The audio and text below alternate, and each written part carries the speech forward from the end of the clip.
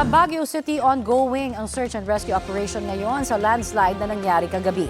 May ulat on the spot si Marisol Abduraman. Marisol? Puspusan ng search and rescue operation dito sa area para mahanap ang 6 pang nawawala. Ilang bahay kasi ang natabunan ng gumuhong lupa dahil sa tuloy-tuloy na ulan na nararanasan natin dito sa lungsod. 4 nga ang kumpirmadong patay, 3 naman ang naiiligtas ng buhay. Hanggang sa mga oras ito, Connie, gaya ng inyong nakikita dito sa ating likuran, talaga namang sa kabila ng napakasamang panahon at napakalakas ng ulan kani-kanina lamang, ay tuloy-tuloy pa rin ang search and rescue operation. At sa punto pong ito, makakasama mismo natin ang City Director ng Baguio City Police Office na si Colonel Ruel Tagel. Sir, good morning. Sir, dito lang po tayo. Live po tayo sa Balitang Halik. As we speak now, sir, ano na ho ang ginagawa ho natin sa operation? Kasi we understand kanina, nagmano-mano po kayo. Hanggang ngayon po ba, mano-mano pa rin po ba yan? Or gumamit na po kayo ng mga heavy equipment? Yes, sir.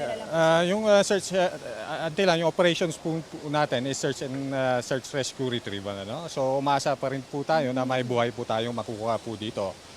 Kagabi po, gumamit po kami ng yung mga jackhammer breaker.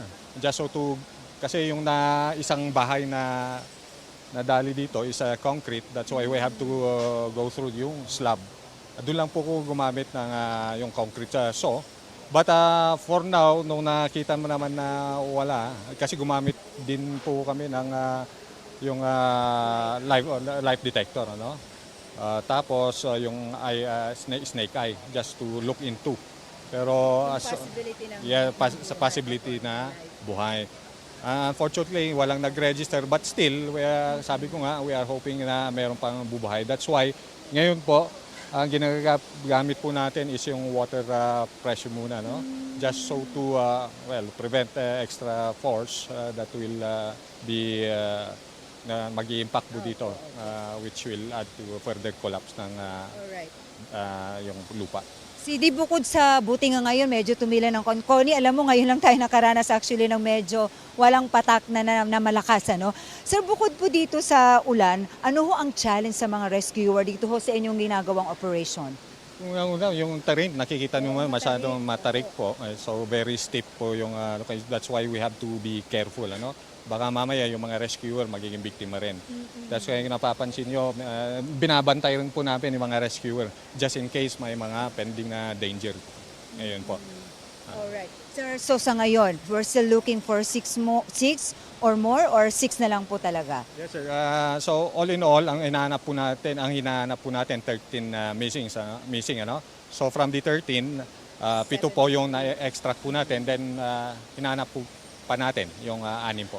Okay. CD, the possibility of using the heavy equipment to make at least the operation faster? Yes, ma'am.